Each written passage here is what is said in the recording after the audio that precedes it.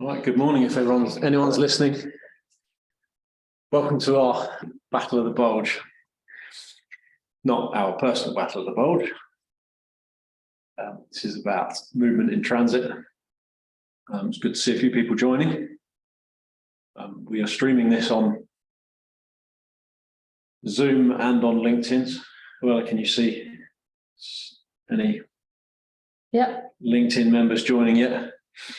So if you're hearing us loud and clear, drop us a thumbs up. Let us know where you're streaming in from. It's always good to see what's happening and make sure that you can be seen and heard. It's also good to hear who you are, and if you've had any issues with this movement and transport within your business, we'd like to make today an interactive webinar. So keep popping the comments into the question and answers box or into the comments on the LinkedIn live stream, and we'll keep an eye on those as we go through.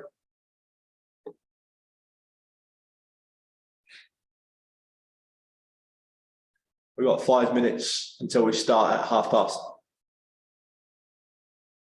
So you've got time to quickly grab yourself a coffee, and we'll kick off at past.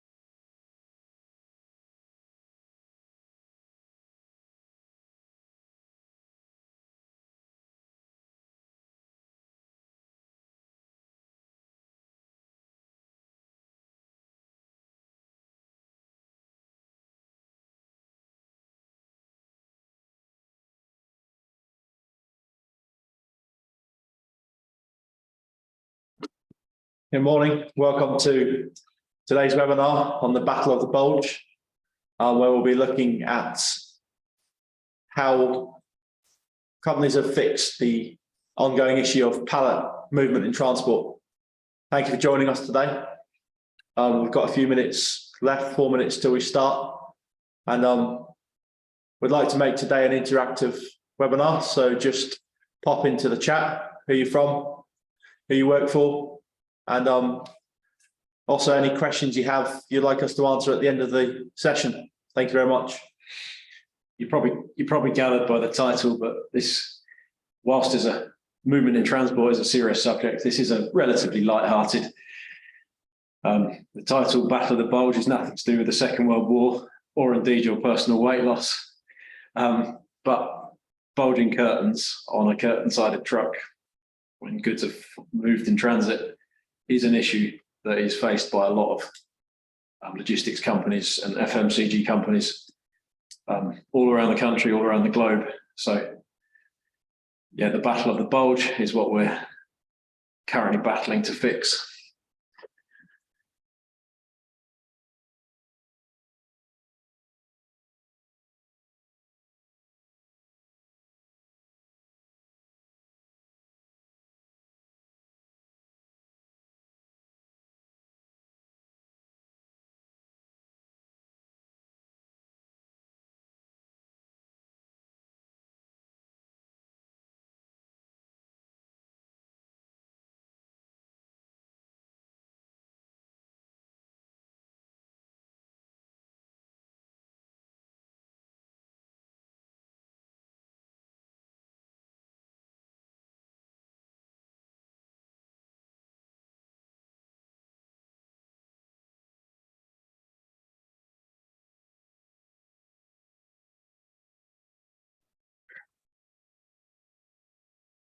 Good to see some people joining.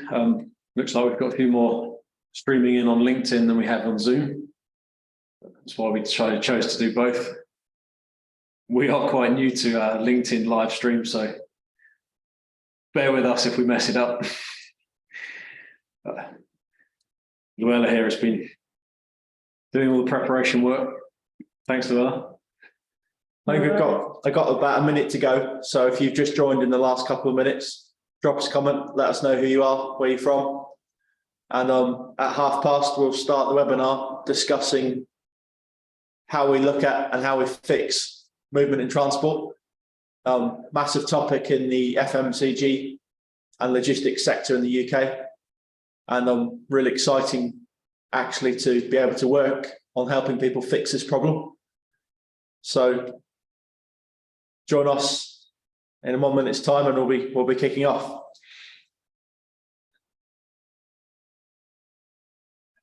It's actually quite exciting to be part of a webinar like this. We've done a lot of work with various different FMCG companies on this very topic.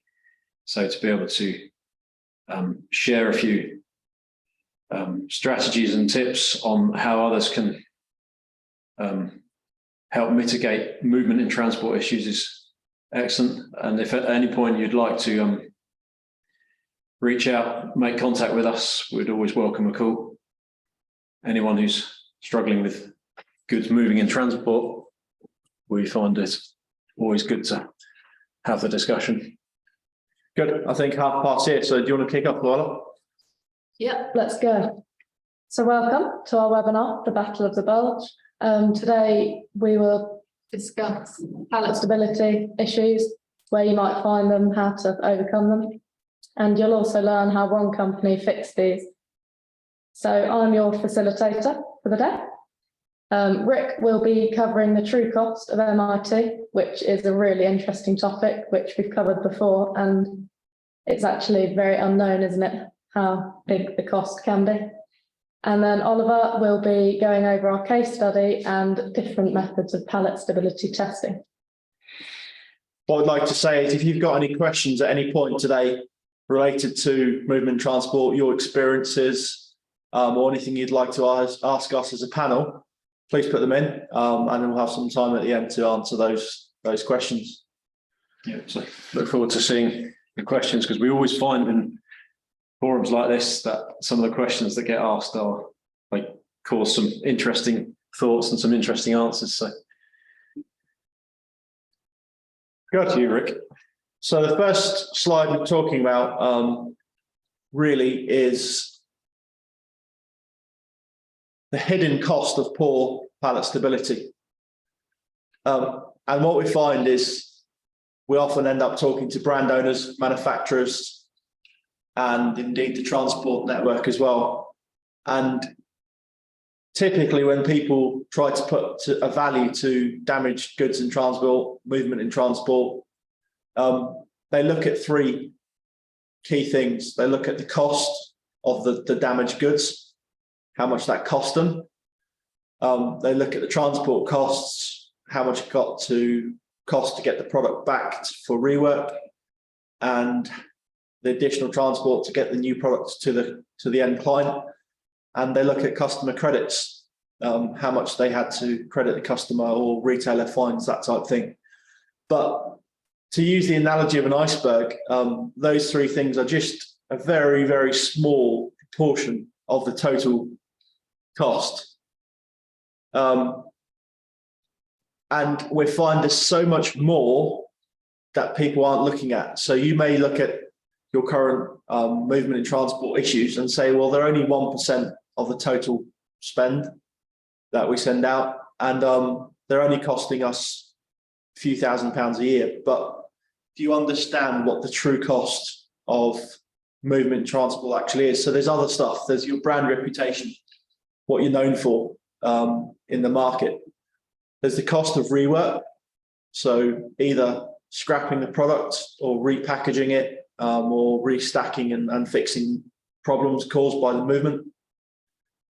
If you're transporting certain goods, there's the cost of spill and cleanup costs as well. If you're doing hazardous products, there's the environmental impact of those spills. Eventually, too much movement in transport often ends up with a loss of customer loyalty because you let them down time after time.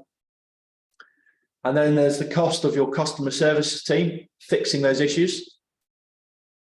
There's the cost of the potential of personal injury. It's something we touch on often, but no one can put a cost to someone getting injured by a movement in transport.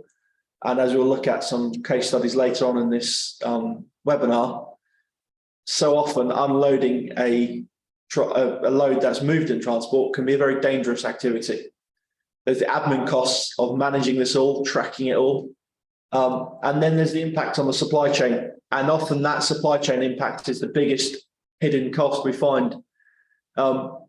We've worked recently with a major FMCG brand, and they had rework on products which they could do, which would be value added and create them hundreds of thousands of pounds of extra profit a year. But they physically didn't have time in the supply chain to do that rework because they were too busy fixing movement in transport.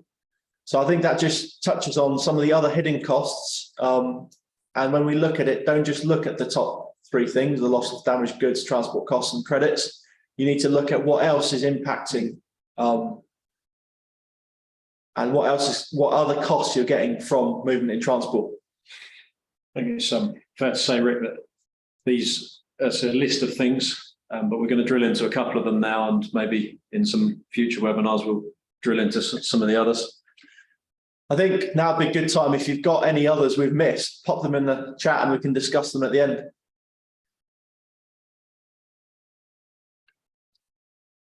So this is really touching on some of the points we've already discussed, but do you know how much your rework actually costs you?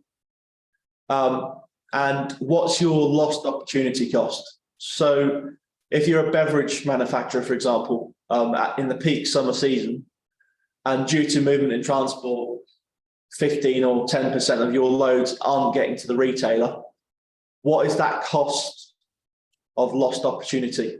If your product isn't on the shelves, and a consumer's coming in to buy something on a hot day because they want a drink, it's very likely they'll just simply choose another brand. So it's not just a matter of the costs it's giving you, but there's also what have you lost in terms of opportunities for additional sale and volume within your business. So I think it's fair to say it's a big deal for any FMCG company. Yeah, and I think as we're digging into it and finding more and more examples of this, movement transport's costing us as an industry. If we look at the FMCG industry as a whole, it's costing us far more than we perhaps first think.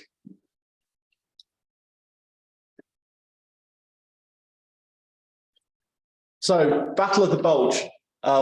We all have probably seen, if we're working in this sector, these curtain side of the truck turns up and something is leaning against the curtain and it shouldn't be. Our question today is really, what happens when your truck or your transport company's truck arrives at the end destination and a pallet's collapsed? So often we find that retailers will reject the entire load. That then needs to come back and needs to be reworked. And when we're unloading, it has to be unloaded safely. And that's very, very hard to do. That can be a very time-consuming business. All of these things cost a lot of money. Typically, it becomes the manufacturing site's issue to solve. And where we'd like to work with the industry to get to is that pallets like this don't enter the network in the first place, and we actually package them in such a way that this kind of movement doesn't happen. I was remembering that story, Rick, of that company, beverage manufacturer in glass bottles. You tell us about that one? Go on, remind me. Exactly. It was a very low cost. I think it was an alcoholic beverage. And they suffered with MIT issues so frequently that the distribution centres, they got to know the transport company that was used from that factory. And every time a truck drove in, they were checking to see if the curtains were bulging. And quite literally, they would turn the truck around and send it back. But then they had the issue of trying to unload that truck. Remember that guy telling us they literally was taking a 10-foot pole to open the back door And then just letting the goods fall out. And letting the goods fall out. So a cascade of broken glass bottles onto either the car park, or if they were if they'd thought about it, they would actually put a skip at the back of the truck so that the majority of the debris fell in the skip. So I think it's just something we've noticed. It's very hard to unload a truck with a load that's moved in transport safely. There's things you can take to mitigate the risk, but it's very hard to do it completely safely. And we just think there's so much more we could do in the first place to stop this happening. Yeah, I think it's good. Good, over to you, Ollie. Oh, there's just one more point about who pays for it. Typically, it comes down to the FMCG company who couldn't deliver the goods in the first place. But that's what we find. Yeah. Generally, they take the cost.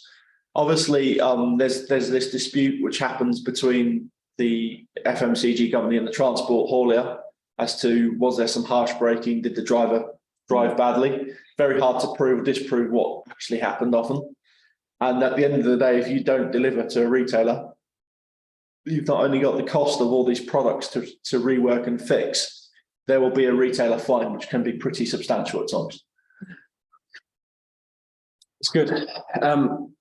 So what we're seeing a huge amount of across the industry at the moment is everyone is looking to reduce plastic, which is a good thing. It's excellent for the planet.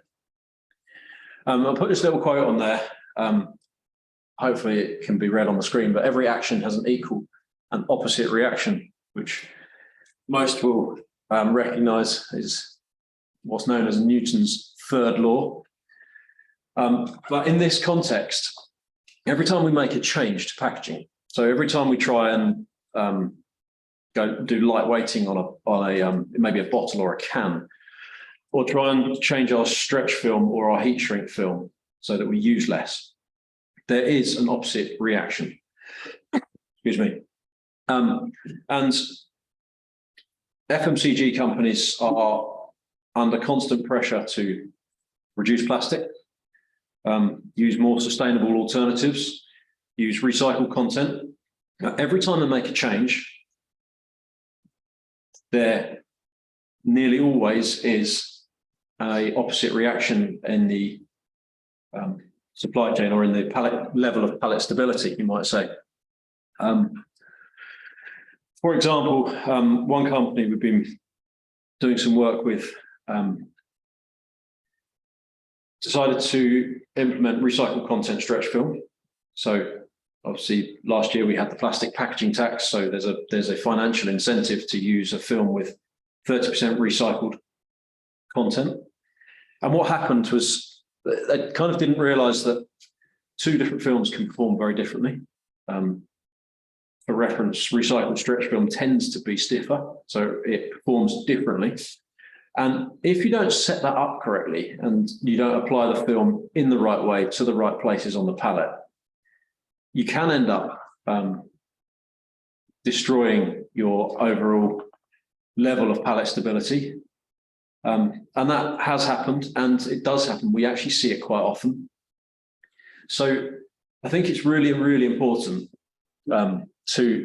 if you're making any changes, so if you're looking at removing case heat shrink film, for example, or you're looking at changing stack patterns, just think about actually having that product tested for pallet stability to ensure that it's safe. And if it isn't, maybe you need to make some tweaks to be sure that it is safe so that your supply chain is fully protected.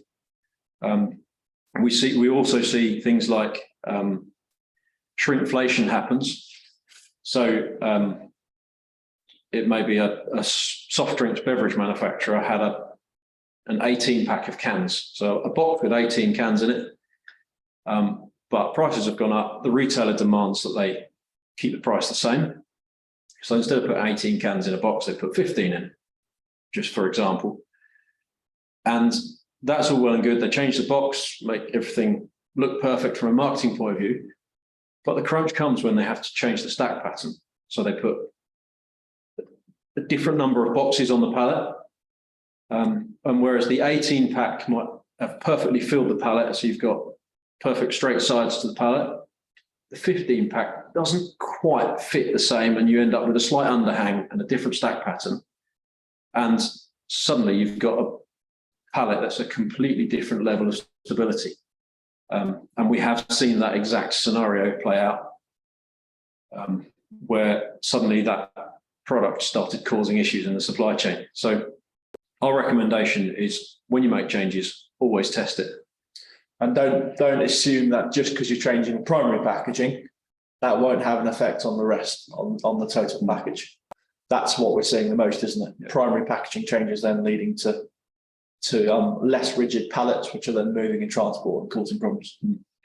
So you can say that addressing it ahead of time can actually prevent the battle of the bulge. Is that what we're saying? Yeah, exactly. Yeah. It's good. So we've got here a case study or a couple of videos.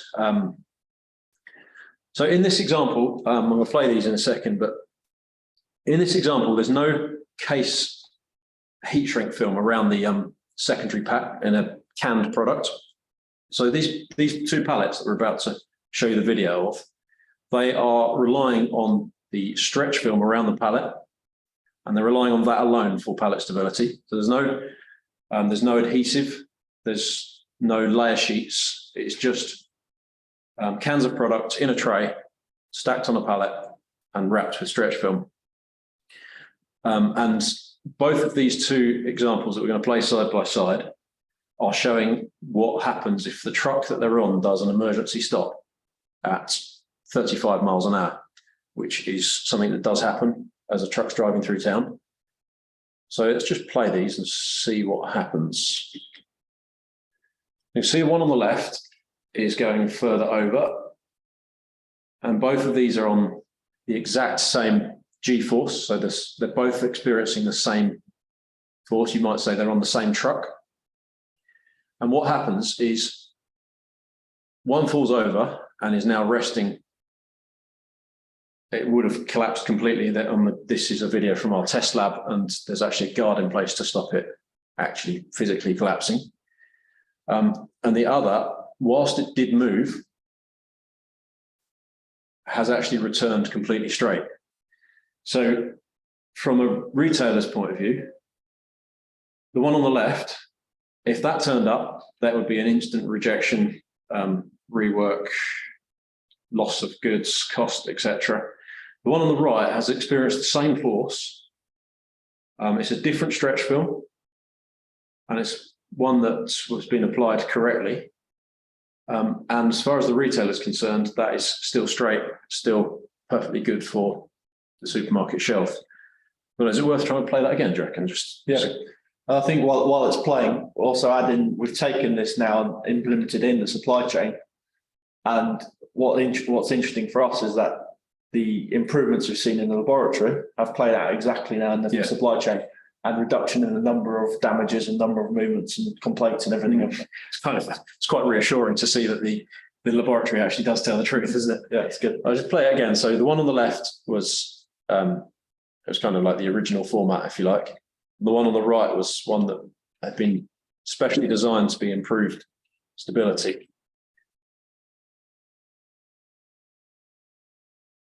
As you can see, they both move. So that's at maximum impact about there. But then as the truck comes to a complete stop, the one on the right is straightening up. So that's just a little example of what can be done. And one point I would add to this particular case study was that there was no additional cost in terms of the stretch film. So these two pallets have got a very similar weight of stretch film. So the packaging technologists that have logged on today, there's not a huge amount of additional plastic. I can't remember the exact numbers. I don't know if you can, Rick. Yeah, it was a very small amount, wasn't it? But it's about choosing, and this comes back to our earlier point. Once they've made this environmental improvement by reducing the heat shrink from the trays, it was then about choosing the right tertiary and final packaging, and then applying it properly with the correct machinery and the correct settings to get a much, much better result.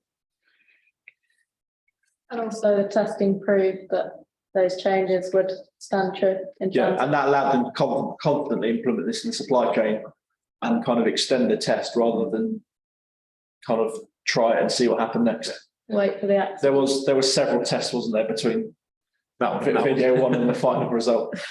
But yeah, it was a process that we worked through. Which kind of leads us on to what pallet stability testing is available. We've kind of got three things we look at. Obviously, testing. Testing a product tells us, it helps us to predict what might happen to that in the supply chain. So we've got things like the UMOS deacceleration test, which was the videos we just looked at. We've got the picture of a tilt test that you can see there. Also, we can do other things like a pallet drop test, which is we don't do it very often, but it is part of the ISTA standard. And there's all sorts of packaging testing you can do. But all that is to help us predict what's going to happen to your product as it's in the supply chain.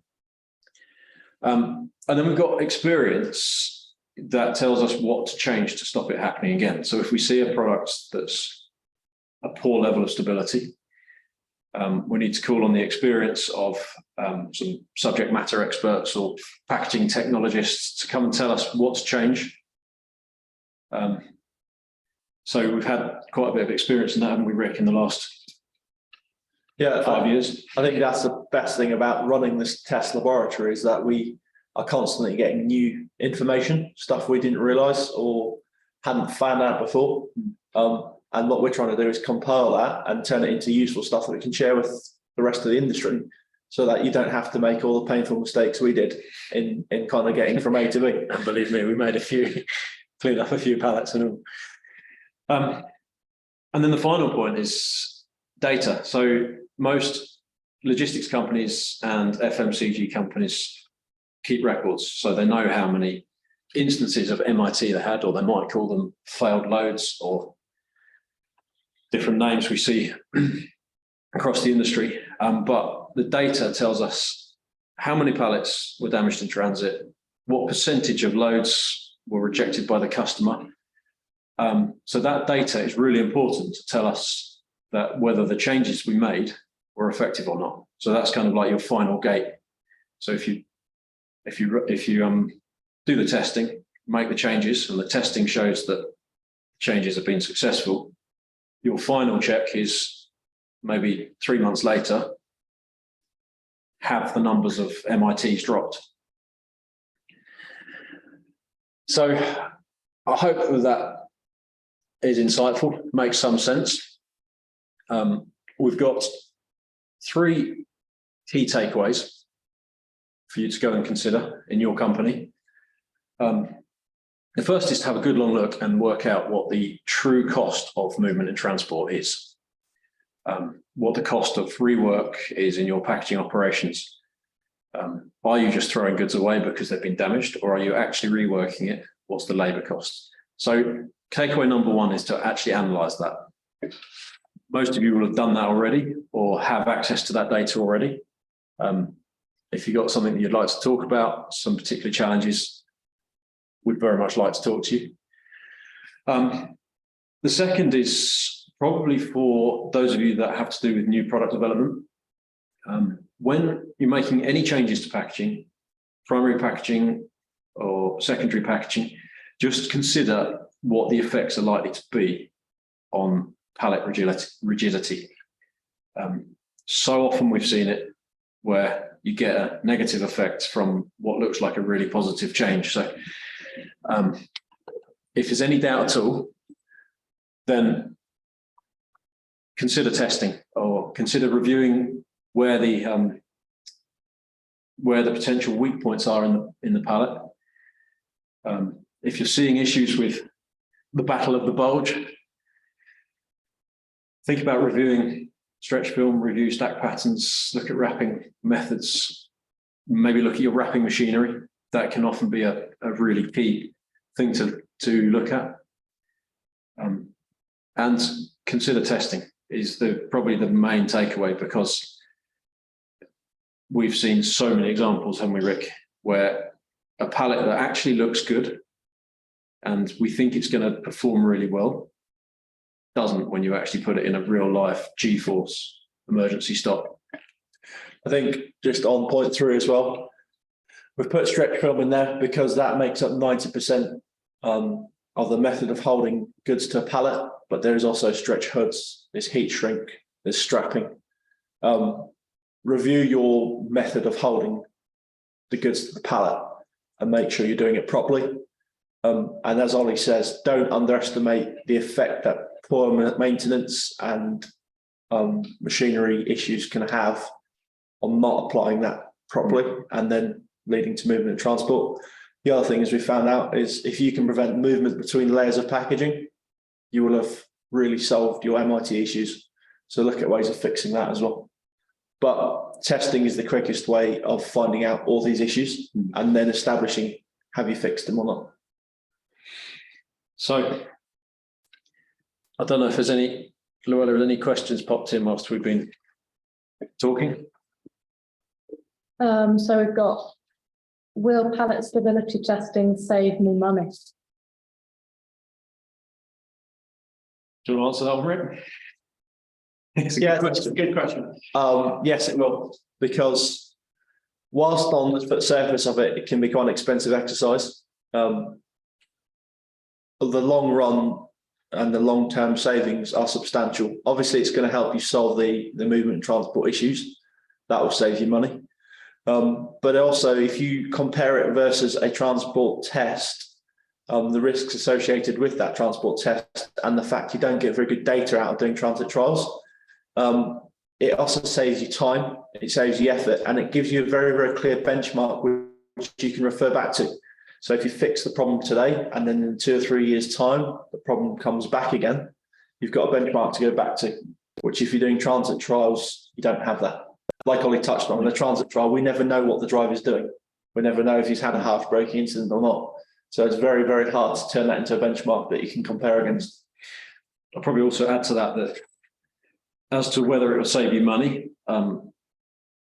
in most cases, as Rick says, it will. Just depends how many pallets you're wrapping. Because if you're only wrapping 20 pallets a month, then no, it probably won't. But where we see huge returns on that testing investment is when we're working with companies who are dispatching pallets on truckloads in volume every day. So it's probably worth considering your overall volume. Interesting. Good. Any others? You talk about lost opportunity costs. Can you open that up more? I think that's really critical. That's a really critical one.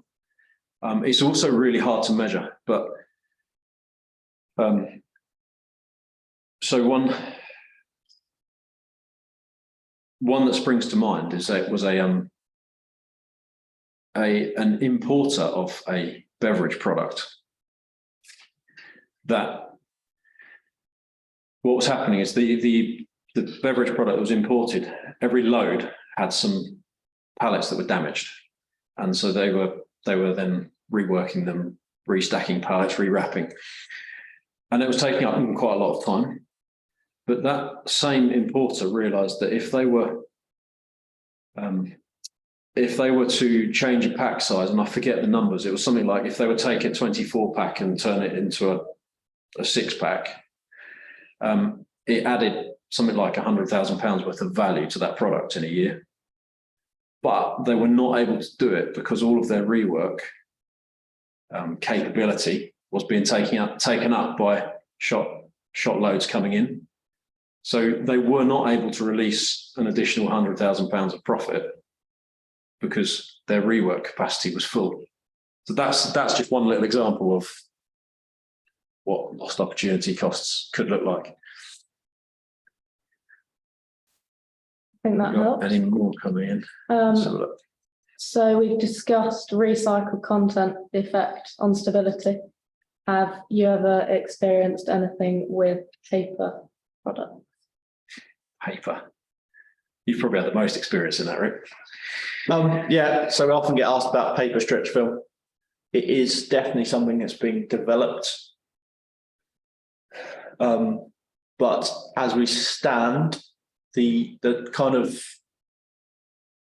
basic properties of paper do not perform very well on impact. So any breaking or movement, whereas plastic will stretch, paper will snap or tear. And the difference is plastic will stretch and then return. Paper, once it's torn, is then damaged. And so what we find is it's kind of stable to a point and then it's totally unstable. There's no give or take with it. And that's probably the biggest difficulty. It's also significantly more expensive and the carbon footprint is higher than stretch film properly applied at the moment. Not to say that in the future that will change, but that's the situation as it stands. Good. It's one to watch though. Paper stretch film. Certainly something that will Become a company that perfects it, then yeah, we'll be a rich company, I think. Well, we are at 11 o'clock, so I think that's all we've got time for. Any questions that haven't been answered, or if you have any further questions, if you pop them to Ollie's email, I'm sure he'll impart his knowledge. Please do. I'll pop his email address in the comments on LinkedIn if anyone needs. Look forward to hearing from you, and thanks for joining us. We'll be running one of these each month, and we're going to pick up a topic that we get asked often and start answering each one of those in a bit more depth. So look forward to seeing you in March. Thank you very much. Thanks. And goodbye.